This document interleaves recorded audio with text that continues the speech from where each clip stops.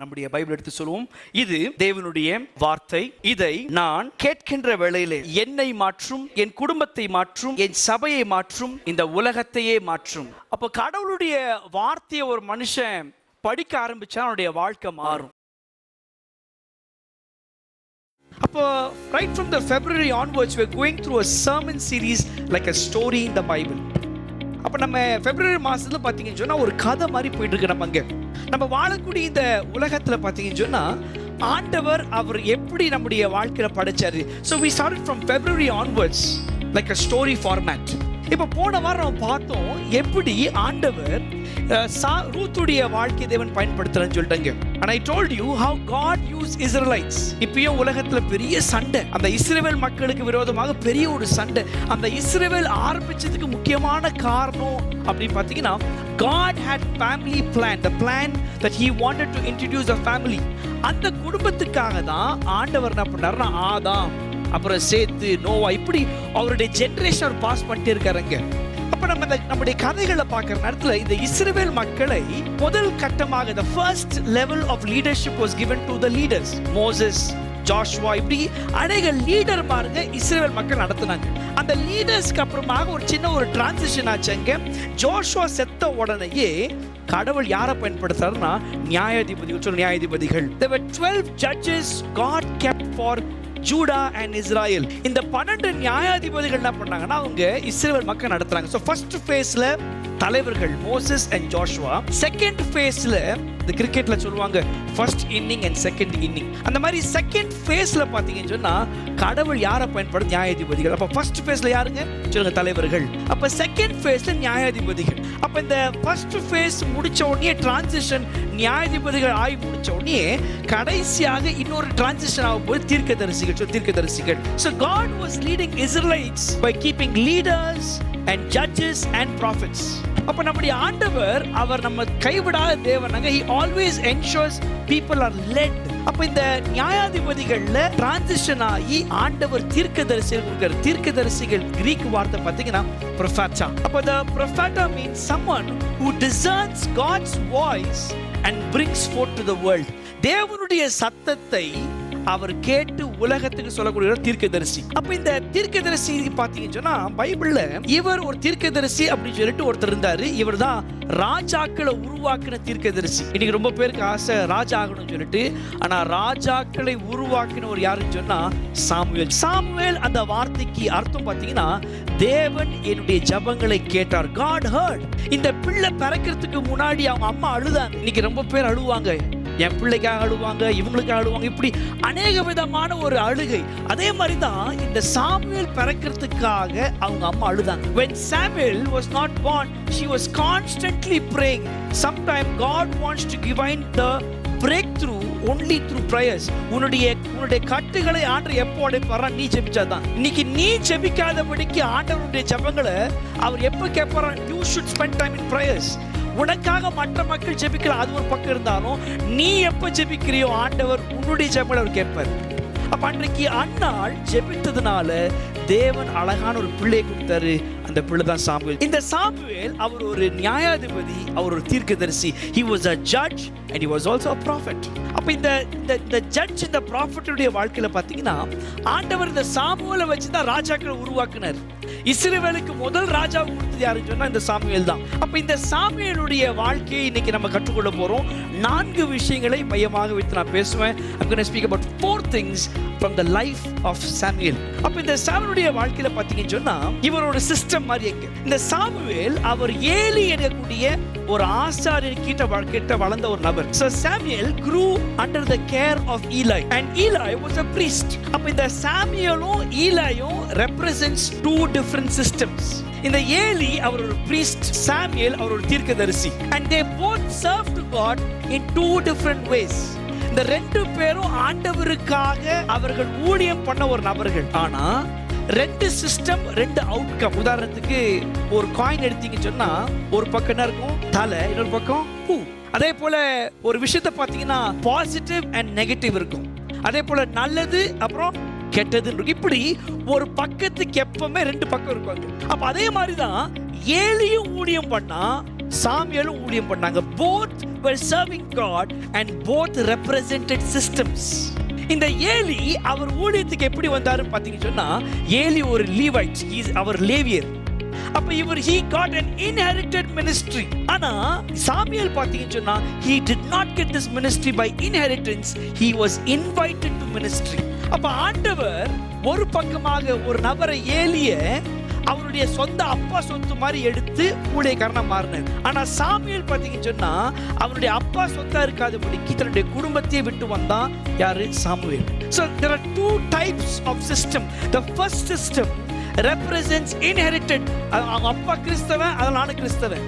ஆனா சாமுவேல் அப்படி இல்லை. பைபிள் சொல்லுதாங்க, அந்த பிள்ளை எனக்குரிய 4 வயசு ஆகும்போது தன்னுடைய அம்மாவுடைய வீட்டை விட்டு தேவனுடைய வீட்டுக்குள்ளாக வாழ்ந்த ஒரு நபருங்க. He lived in God's house when he was about 4 years old. அப்ப யோசிச்சு பாருங்க, 2 பேரும் தேவனுடைய வீட்டுக்குள்ள தான் வாழ்ந்தாங்க. Eli also lived in God's house. Even Samuel lived in God's house. It does not matter, you are even in the God's house, you can still be in God two systems.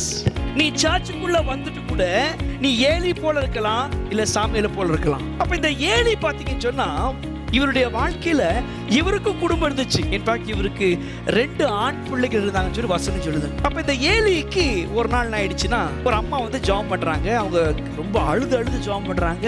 அப்ப இவர் ரொம்ப நேரம் பார்த்துக்கிட்டே இருக்காரு. இந்த Eli பார்த்த உடனே அந்த அம்மா கிட்ட போய் கேட்கறாங்க, என்னம்மா ஏமா காலைல குடிச்சிட்டு வந்து இப்படி ரோதனைப்படுத்துறியே? அதுக்கு அவங்க சொல்றாங்க, எப்பா நான் குடிக்கல, என்னுடைய மனசை நான் உடைச்சி நான் பேசிட்டு இருக்கேன். Sometime people will misinterpret your prayer, including your own pastor. உன்னுடைய ஜபங்களை ஒரு சில நேரத்துல மக்கள் அவமதிப்பாங்க, தப்பா கூட கணக்கு போடுவாங்க. And it's okay, you just be right in the presence of the Lord. நீ தேவனுக்கு முன்பதாக நீதி உள்ள நபராயிரங்க. அந்த ஏலி அன்னாளுடைய ஜபத்தை தவறா புரிஞ்சுக்கிட்டாரு. Hannah was praying for a long time. Even the priest could not identify the believer's pain. அவங்க ஜெபிக்கிற நேரத்துல, ஐயோ எனக்கு குழந்தை இல்லையே அப்படின்னு ஜெபம் பண்ணாங்க. அப்ப அந்த ஏலி சொல்றாரு, நான் ஜெபம் பண்றேன், ஆண்டவர் உனக்கு அடுத்த வருஷம் ஒரு பிள்ளை கொடுப்பாருன்னு சொல்லிட்டு அந்த பாஸ்டர் சொன்ன உடனே அந்த வார்த்தையை நம்பினாங்க. That is why you should be very careful when a pastor's voice comes over. The word should enter into your heart, becomes a faith, it becomes a promise. வார்த்தை மற்றும் விசுவாசம் வாக்குத்தத்தங்களாக மாறும். Word plus faith becomes a promise over your life. அப்ப அந்த வார்த்தையை சொன்ன உடனேயே வசனம் சொல்லுது, அன்னாள் அந்த வார்த்தையை பிடிச்சுக்கிட்டாங்க. அடுத்த வருஷம் ஆண்டவர் அழகான ஒரு குழந்தைய தேவன் அந்த பிள்ளை கொடுத்தாரு. அப்ப பிள்ளை கொடுத்த உடனேயே அந்த அம்மா சொல்றாங்க, எனக்கு ஒரு ஆண் பிள்ளை கிடைச்சதுன்னு சொன்னா அந்த பிள்ளையை தேவனுக்காக ஊழியக்காரனா மாற்றிடுவேன் அப்படி ஆசைப்பட்டாங்க. Every child in this house, you should pray, God, I want to dedicate this child for God's presence. Eli represents someone who inherited ministry. Samuel represented someone who was dedicated for ministry. It is a difference between inherited and dedicated. அதாவது கடமைக்காக எங்க அப்பா ஊழியக்காரன் நானும் ஊழியக்காரனா மாறணும் சட்டம் இல்லை. Ministry is not inheritance. ஆனால் அர்ப்பணிக்கப்பட்ட மக்களை தேவன் பயன்படுத்துவார். God always looks for dedicated people. நீ எப்ப நீ அர்ப்பணிக்கிற, ஆண்டவரே என் குடும்பத்தோட வாழ்க்கையோட திருமணத்தோட I want to be dedicated, God sees dedicated hearts. அப்ப இந்த இடத்துல பாத்தீங்கன்னு சொன்னா வசனம் சொல்லுதாங்க, 1 சாமுவேல் 2ஆம் அதிகாரம் 3ஆம் வசனம். I want you to turn your Bibles with me to 1 Samuel chapter 2 verse 3. Do not boast so proudly or let arrogant words come out of your mouth, for the Lord is a God of knowledge and actions are weighed by him. அப்ப இங்க அன்னாளுடைய ஜபத்துல ஒரு ஜபம் சொல்லுதாங்க, தேவன் அவர் ஞானம் உள்ளவர், அவர் எல்லாம் அறிந்த தேவன். He knows everything. There is nothing God does not know. God knew the prayer of this woman. அப்ப இந்த இடத்துல இந்த 2 சிஸ்டம்ல ஆண்டவர் அனுமதி கொடுக்கிறார். God is going to test the systems in the temple, in the church. அப்ப இன்னைக்கு நீ சாமுவேலை போல இருக்கலாம், இல்ல நீ ஏலியை போல இருக்கலாங்க. அப்ப ஆண்டவர் எல்லாம் அறிந்தவர். He knows everything of your life. உன்னுடைய எல்லா கேள்விகளும் அவருக்கு தெரியுங்க. அப்ப நம்பர் 1, நீ சபைக்குள்ள வந்து எங்க அப்பா கிறிஸ்தவன் அதனால கிறிஸ்தவனா மாறிட்டேன் இன்ஹெரிட்டடா சொல்லலாம். இல்லையா, நான் அர்ப்பணிக்கப்பட்ட பிள்ளை, அர்ப்பணிக்கப்பட்ட கிறிஸ்தவன். either you serve in the house of God as an inherited person or as a dedicated person. அப்ப இந்த இடத்துல இந்த கிறிஸ்தவர்கள் பாத்தீங்கன்னா இந்த இடத்துல சாமுவேலை போல இருக்கணும் அவருடைய ஆசை. because religion trusts or religion brings title. Religious system is represented by Eli. ஆனா Samuel represents relationships. அப்ப இந்த Eli பாத்தீங்கன்னா he wants to be religiously right. இன்னைக்கு பாத்தீங்கன்னா ஒரு சில சர்ச்சுக்கு வருவாங்க, வாரம் கரெக்டா வருவாங்க. எங்க சர்ச்சுக்கு 8 மணினா 8:30 மணி கரெக்டா. It just because you come 8:30 on dot and read few verses does not mean you have a relationship with God. நீ தேவன் கரெக்டா நேரத்தோட வந்து 4 வசனம் வாசிக்கிறதுனால இல்ல காணிக்கை கொடுக்கிறதுனால it doesn't mean you are just relationship is right, you are religiously right. For example, ஒரு புருஷன் ஒரு மனைவி ஹஸ்பண்ட் வைஃப் பாத்தீங்கன்னு சொன்னா கல்யாணம் ஆன உடனே அவங்க அன்பா ஒரு ஃப்ளவர் கொடுப்பாங்க இல்ல ஒரு saree கொடுப்பாங்க. He is not giving because it's a religious duty, he is doing because of a relationship. Religious system will always look for titles. அப்ப ஈலா யாருன்னு சொன்னா பேருக்காக தன்னுடைய பதவிக்காக சபைக்குள்ளேயும் பேருக்காக பதவிக்கு பண்ணக்கூடாது. பட் சாமுவேல் ரெப்ரசன்ட்ஸ் டெடிகேஷன், உறவுக்காக அர்ப்பணிப்புக்காக இருந்தாருங்க. இந்த இடத்துல பாத்தீங்கன்னு சொன்னா இந்த ஈலாய் சாமுவேல் 2 பேரும் தேவனுடைய வீட்டுக்குள்ள வாழ்ந்தாங்க. சோ ஒரு நாள் ஆயிடுச்சுன்னா வசனம் சொல்லுதாங்க 1 சாமுவேல் 3ஆம் அதிகாரம் வசனங்கள் 1 நம்ம சேர்ந்து வாசிக்கலாம். சாமுவேல் என் பிள்ளையானான், ஏலிக்கு முன்பாக கர்த்தருக்கு பணிவிடை செய்து கொண்டிருந்தான். அந்நாட்களிலே கர்த்தருடைய வசனம் அபூர்வமாய் இருந்தது, பிரத்யட்சமான தரிசனம் இருந்ததில்லை. The word of the Lord was rare and the vision was not frequent. Can you imagine? ஒரு ஊழியக்கார அவன் ஊழியம் பண்ணும்போது அந்த இடத்துல என்ன வரல, தேவனுடைய வார்த்தை வரல, அந்த இடத்துல தேவனுடைய தரிசனம் வரலங்க. So Eli, when he was serving in the temple, what was missing was the word and the vision. அப்ப Eli தேவனுடைய வீட்டுக்குள்ள இருந்தோம், ஊழியத்தை செஞ்சோம், தரிசனத்தை குறைவாக தேவனுடைய வார்த்தை குறையா பேசக்கூடிய குறைவாக நடத்தக்கூடிய ஒரு சிஸ்டமா இருந்தார். ஆனா சாமுவேல் இஸ் தி ஆப்போசிட். அதே அதிகாரத்துல நீங்க படிச்சு பாத்தீங்கன்னு சொன்னா 1 சாமுவேல் 3ஆம் அதிகாரம் வசனங்கள் 4 பாத்தீங்கன்னு சொன்னா அப்பொழுது கர்த்தர் சாமுவேலை கூப்பிட்டார், அதற்கு அவன் இதோ இருக்கிறேன் என்று சொல்லி. அப்ப அண்டர் ஈலாய் அவருடைய சத்தம் இல்லவே இல்லை, அண்டர் ஈலாய் தரிசனமே இல்லை. ஆனா சாமுவேல் கீழே தேவனுடைய சத்தம் வெளிப்படுதாங்க. அப்ப நீ சபைக்குள்ள இருந்து ஊழியம் பண்ணி ஈலாயை போல இருந்து அப்ப நீ பண்ணக்கூடிய ஊழியத்தை அவருடைய வார்த்தை இல்லாம ஊழியம் பண்ண முடியும். You can still do ministry like Eli and still have no vision and God's word. ஆனா சாமுவேல் ஊழியம் பண்ணும்போது he does ministry in prophetic way. அப்ப நீ எங்க போனாலும் உன் குடும்பத்துக்குள்ளாக அவருடைய சத்தம் என்ன கேட்கணும். When you are going to your workplace, you should be the prophetic voice. அப்ப ஆண்டவர் வெளிப்படை காண்பிப்பாருங்க. அப்ப நீ எங்க போனாலும் நீ கேட்கணும், ஆண்டவரே எனக்கு தீர்க்க தரிசன காதுகளை தாங்க, Lord give me prophetic ears to hear your voice. யோசிச்சு பாருங்க, சாமுவேல் ஆண்டவர் அவனை எங்க உருவாக்குனாரா, ஏலிக்கீழ தான். Sometimes God will train you under wrong system. Sometimes God allows you to be under wrong system. Sometimes உன்னை ஆண்டவர் அநியாயம் பண்ணக்கூடிய பாஸ்களை வைப்பார். It's okay to be under cruel masters. You don't need to rebel. Sometimes உன்னுடைய pass, உன்னுடைய எஜமா உனக்கு எதிராக பேசுவான் பண்ணுவான். It's okay. நீ ஆண்டவருக்காக மாத்திரம் ஒழுங்கா பண்ணன்னு சொன்னா even under the wrong system you can still be a prophet. நீ தவறான மக்கள் கீழே இருந்தாலும் தேவன் உன்னை பயன்படுத்த நினைச்சிட்டாருன்னா உன்னுடைய அர்ப்பணிப்பை பார்த்து பயன்படுத்துவார். The first one, Samuel represented the dedicated prophet and the Eli represented the inherited ministry. The second one is Eli managed ministry but Samuel heard God's voice. அப்ப ஈலா யாருன்னு சொன்னா சும்மா பேருக்காக ஊழியத்தை பண்றான். ஆனா சாமுவேல் யாருன்னு சொன்னா தேவனுடைய சத்தத்தை கேட்டான். நீங்க எல்லாரும் ஜெபம் பண்ண, ஆண்டவரே உம்முடைய சத்தம் கேட்க என்னுடைய குடும்பத்துக்காக, என் திருமணத்துக்காக, என் வேலைக்காக, என் வாழ்க்கைக்காக உம்முடைய சத்தத்தை நான் கேட்கணும் ஆண்டவரே. You need to operate above the systems. Eli represents religious system and Samuel represents the relationship system. Eli ஒரு மதத்துக்காக வாழ்ந்தவன், ஆனா இந்த சாமுவேல் உறவுக்காக வாழ்ந்தவன். அப்ப இந்த ஈலாய் பாத்தீங்கன்னு சொன்னா religion manages behavior. இப்படிதான் வாழணும், அப்படிதான் இருக்கணும். ஆனா relationship carries God's voice. உறவுகள்ல நீ வந்துட்டேன்னு சொன்னா, நீ ஆண்டவர்கிட்ட பழக ஆரம்பிச்சேன்னு சொன்னா அவருடைய சத்தம் உனக்கு கேட்டுக்கிட்டே இருக்கு. The problem is you come very religiously right, even you manage your behavior well. அப்ப நீ ஒழுங்கா வாழ்ந்தா கூட அவருடைய சத்தம் கேட்காம செத்து போனாலும் வேஸ்ட் தான். Many people are very nice Christian. நம்மள பார்த்தாலே சொல்ல முடியும், அழகா ட்ரெஸ் போடுவாங்க. They are you may be well dressed and well mannered Christian. That doesn't mean you have a relationship with God. அப்ப தேவனோடு உறவு கொள்ள உன்னுடைய வாழ்க்கையை நீ சாமியால பொறுக்கணுங்க.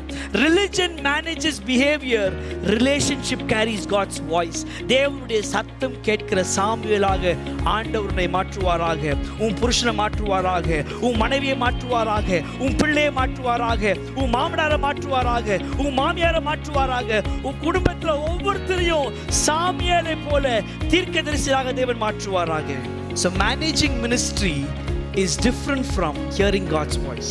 மூணாவது விஷயம், இந்த ஏலி பாத்தீங்கன்னா அவர் தேவனுடைய வீட்டுக்குள்ளாக ஊழியம் பண்ணார். ஊழியம் பண்ணும்போது இந்த சின்ன 4 வயசு பையன் என்ன பண்றாங்க, வீட்டுல வந்து விட்டுறாங்க. வீட்டுல வந்து தேவனுடைய வீட்டுக்குள்ள விட்ட உடனே இந்த 4 வயசு பையன் சாமுவேல் அவன் எப்பவுமே எங்க படுப்பானா, தேவனுடைய பெட்டிக்கு நேராக. He will always sleep near the ark of God. இப்பயும் ரொம்ப பேர் சர்ச்சில் படுப்பாங்க, பிரசங்கம் பண்ணும்போது படுப்பாங்க. Sleeping is one kind of a demonic in the service. I'll tell you how. I want you to carefully hear me this, my friend. பிரசங்கம் ஆரம்பிச்ச உடனேயே உனக்கு தூக்கம் வருதுன்னு சொன்னா அது ஒரு விதமான பிசாசு. Yes. How is it that you're fully active, you're fully engaged? ஒரு 3 மணி நேரம் படத்தை பார்க்க முடியுதுங்க, ஸ்போர்ட்ஸை பார்க்க முடியுது, கிரிக்கெட்டை பார்க்க முடியுது. பிரசங்கம் ஆரம்பிச்ச உடனேயே உன் மைண்ட் அப்படியே பிளாக் ஆகுதுன்னு சொன்னாலே it is a demon that you open door to sleep. Then படுக்கிறது கொட்டாய் மாதிரி, ஒருத்தன் கொட்டாய் விட்டானா அடுத்து என்ன பண்ணுவான்? So you are also opening, influencing people around you. நீ படுக்க ஆரம்பிச்ச உடனேயே பக்கத்துல என்ன பண்ணுவான், தானா படுப்பான். You should never be that kind of a demon who is carrying the sleepiness in the church. அப்ப இந்த இடத்துல வசனம் சொல்லுது, சாமுவேல் தேவனுடைய பெட்டிக்கு நேராக படுத்தான். யார் நினைக்கிறாங்க, ஆமாங்க பாஸ்டர், நான் கூட தான் தேவனுடைய பெட்டிக்கு நேராக சண்டே படுக்கிறேன் பாஸ்டர். நீங்க எவ்வளவு பிரசங்கம் பண்ணாலும், நீங்க சத்தம் போட்டு பிரசங்கம் பண்ணாலும் சாமுவேலை போல நான் படுத்துக்கிட்டே இருப்பேன் பாஸ்டர். இல்ல, சாமுவேல் தேவனுடைய பெட்டிக்கு நேராக அவன் படுத்தான். அவனுடைய ஆசையெல்லாம் தேவனுடைய பெட்டி மாத்திரமே. His desire was to be in the house of God, was to be near the presence of God. அப்ப இந்த Eli, he represents a religious system and Samuel represents a relationship system. ரெண்டு பேரும் ஊழியம் பண்ணாங்க. ஒருத்தர் பேருக்காக பண்ணாரு, இன்னொருத்தர் உறவுக்காக பண்ணாரு. ஒருத்தர் சும்மா சடங்க செய்யணுமே செஞ்சாரு, ஆனா இவர் தேவனுடைய வார்த்தையை செஞ்சாரு. இப்படிப்பட்ட விஷயத்துல 4 வயசு ஒரு பிள்ளை வரான், அவன் பேர் தான் சாமுவேல். இந்த சாமுவேல் வந்த உடனேயே வசனம் சொல்லுது, இந்த சாமுவேல் வந்து எல்லா வேலையும் செஞ்சான் எங்க தேவனுடைய வீட்டுக்குள்ள. ஆனா இந்த ஏலியுடைய பிள்ளைங்க அவங்க என்ன பண்ணாங்கன்னா, எதை பண்ணாம ஊழியத்தை பண்ணாம போயிட்டாங்க. பொதுவாகவே இந்த பாஸ்டர் பிள்ளைங்க நீ பாத்தீங்கன்னு சொன்னா எல்லா அக்கிரமும் பண்ணுவாங்க. பாத்துருப்பீங்களா? பாஸ்டர் பிள்ளைங்க எல்லா இடத்துலயும் பார்த்துருப்பீங்க. தம் அடிப்பானுங்க, தண்ணி அடிப்பானுங்க, எல்லாம் பண்ணுவானுங்க. நீங்க எல்லாம் பாஸ்டர் பிள்ளைங்களா அப்படின்னு கேட்பாங்க நம்ம எல்லாரும். அம்மா இல்லையா? ஆமா, எனக்கு பாஸ்டர் பிள்ளைங்க ஒரு பெரிய ஒரு அக்கறை. பாஸ்டர் பிள்ளை ஒருத்தர் சொல்லிட்டான், அவன் கெட்டு குட்டிச்சாலும் அவனை தூக்கிட்டு வந்துட்டு எப்படியாவது உருவாக்கின ஒரு ஆசை. நான் ஒரு வாட்ஸ்அப் குரூப் வச்சிருக்கேன் பாஸ்டர் பிள்ளைகள். அந்த பிள்ளைகள் அப்பப்போ பேசிக்கிறேன், அப்பப்போ என்கரேஜ் பண்ணிருப்பாங்க.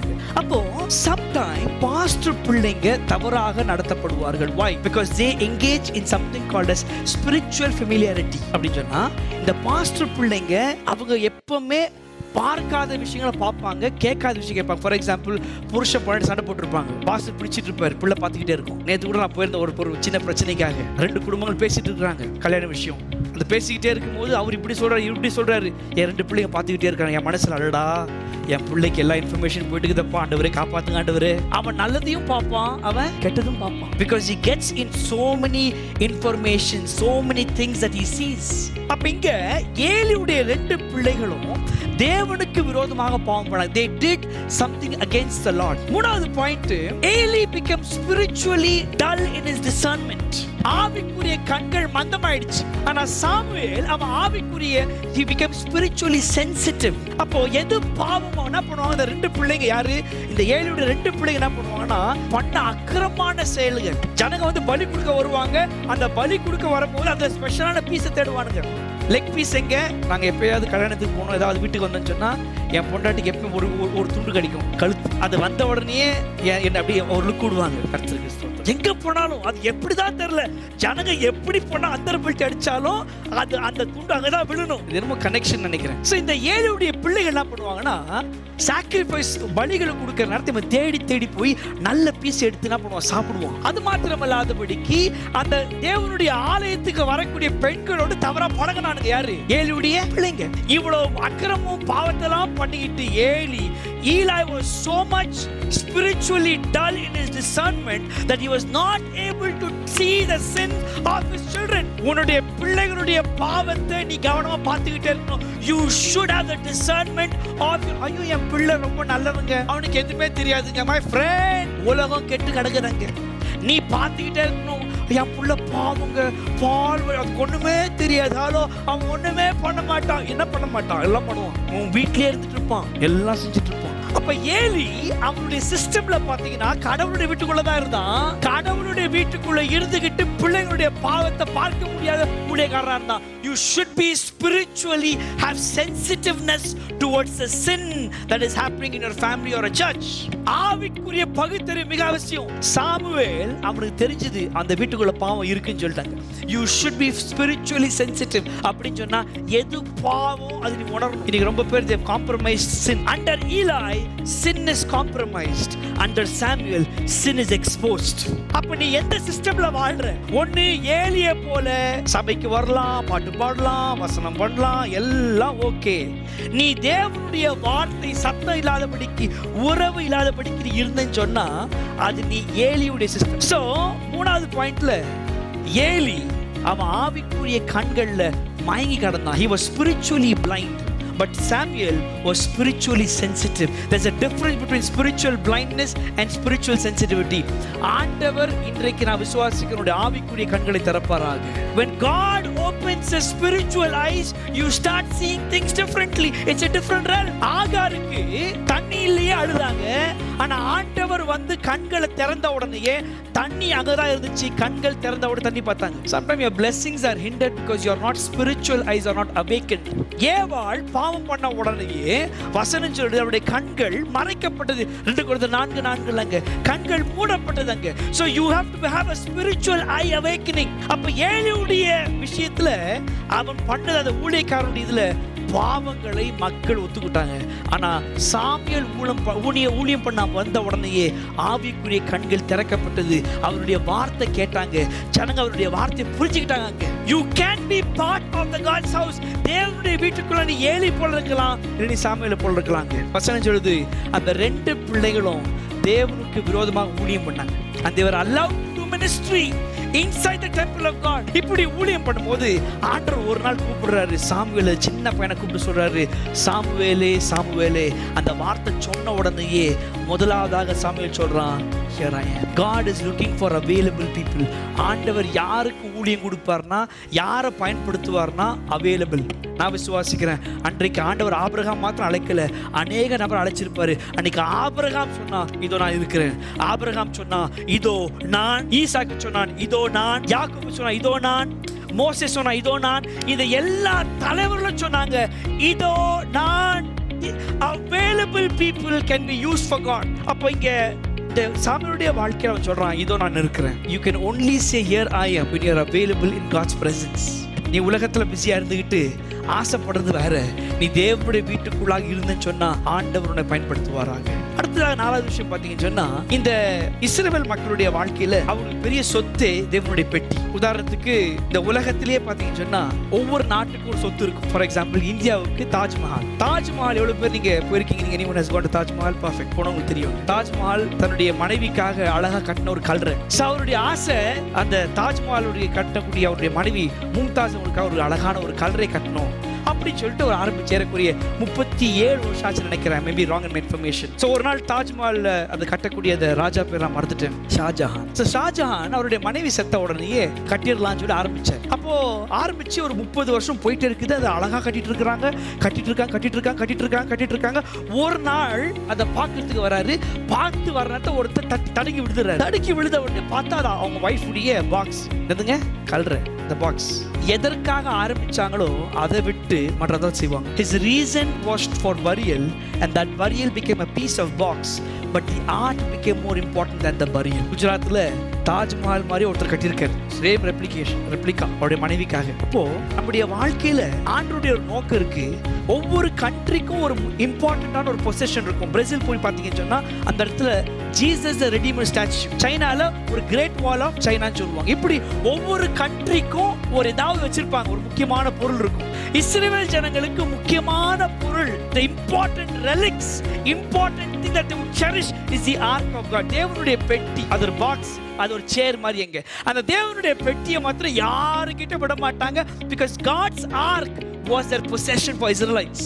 வசனம் சொல்லுது அதே அதிகாரத்துல 1 சாமுவேல் 4ஆம் அதிகாரம் வசனங்கள் 17, செய்தி கொண்டு வந்தவன் பிரதியுத்தரமாக, இஸ்ரவேலர் பெலிஸ்தியருக்கு முன்பாக முறிந்து தோடிப்பட்டார்கள், ஜனங்களுக்குள்ளே பெரிய சங்காரம் உண்டாயிற்று, உம்முடைய குமாரராகிய ஒப்னி பினெகாஸ் என்னும் இருவரும் இறந்து போனார்கள், தேவனுடைய பெட்டியும் பிடிபட்டு போயிற்று என்றான். யோசிச்சு பாருங்க, வசனம் சொல்லுது அந்த இஸ்ரவேல் ஜனங்க ஏதோ சண்டை வராங்க, பிலிஸ்தியர்கள், லைக் இந்தியா அண்ட் பாகிஸ்தான் வார் மாதிரி. அப்ப அந்த சண்டை வர நேரத்துல அந்த சண்டை ஆயிட்டே இருக்கும் போது, இஸ்ரவேல் மக்கள் சண்டை ஆயிட்டே இருக்கும் போது அங்க 2 பேர் செத்து போயிடுறாங்க. யார் அவங்க? இந்த 2 பிள்ளைகள் யாருன்னா ஏலியுடைய பிள்ளைகள். அப்ப ஏலியுடைய பிள்ளைகள் அவங்களுடைய வேலையே அந்த சண்டையில இதை பாதுகாக்கணும். எதை பாதுகாக்கணும்? தேவனுடைய பெட்டியை. ஏன்னா சண்டையில பாஸ்டருடைய வேலையை ஜெபம் பண்ற வேலை.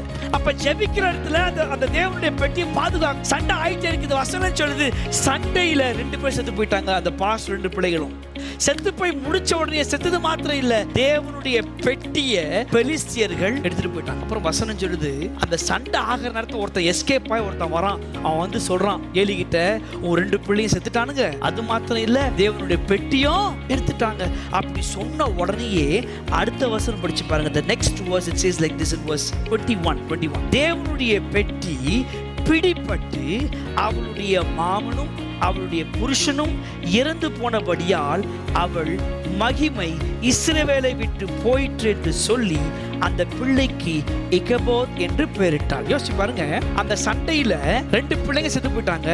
மாமனார் ஏலி, வசனம் சொல்லுது அங்க ஒருத்தன் வந்து சொல்றான், ஏலி உன் 2 பிள்ளையும் செத்து போயிட்டாங்க. அப்படி சொன்ன உடனேயே வசனம் நீங்க படிச்சு பாத்தீங்கன்னா, ஏலி ஒரு சேர் மேல உட்கார்ந்து இருந்தார். Eli was sitting on a chair. வசனம் அதான் அவங்க சொல்றான், எப்பா உன் 2 பிள்ளைங்க செத்து போயிட்டாங்க, ஆனா அதோட சேர்த்து தேவனுடைய பெட்டியை பிடிச்சிட்டு போயிட்டாங்க. சொன்ன உடனேயே வசனம் சொல்லுது அவன் பின்னாடி விழுந்து அப்படியே அவன் செத்து போயிட்டான். செத்து போற உடனேயே அதே நேரத்தை பிள்ளை பிறக்குது. யோசிச்சு பாருங்க, 3 பிள்ளைங்க செத்தாங்க, அப்பா செத்தாங்க. அதே நேரத்தில் அந்த பிள்ளைங்களுடைய மனைவிக்கு ஒருத்தருக்கு பிள்ளை பிறக்குது. அந்த பிள்ளை பிறக்கிற நேரத்தில் அந்த பிள்ளையை அந்த நர்ஸ் பண்ணக்கூடிய அந்த அம்மா கேட்குறாங்க, என்ன வைக்கலாம் பேரு? அதுக்கு அந்த பிள்ளைக்கு அந்த அம்மா சொல்லுது, இந்த பிள்ளைக்கு பேரு இகபாத். இகபாத் அப்படின்னு சொன்னா தேவனுடைய மகிமை இஸ்ரவேலை விட்டு போயிடுச்சு. அப்ப ஏலி அவர் செய்த ஊழியத்துல தேவனுடைய மகிமை இல்லாம போச்சு.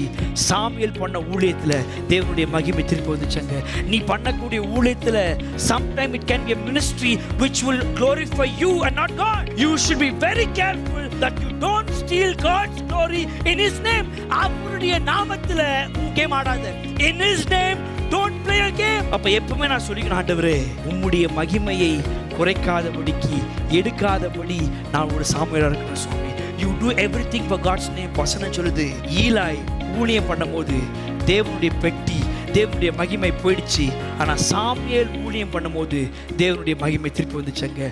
ஐ believe you are a Samuel and not a Eli. நீ எது செஞ்சாலும் உன் குடும்பத்துல, உன் ஃபேமிலியில, உன் மேரேஜ்ல, நீ வேலை செய்யறது எங்க போனாலும் அவருடைய மகிமை குறைக்காத படிக்கு நீ செய்யணும். இன்னைக்கு ரொம்ப பேருடைய மகிமை மறந்துடுவாங்க. சிம்பிள் எக்ஸாம்பிள்ஸ், நீ உன்னுடைய எங்க ஈவன் இந்த ரோட்ஸ் நீ என்ன பண்ணாலும் உன்னுடைய social media, I have a problem with people who have multiple accounts. I have a problem. You are doing dual lives.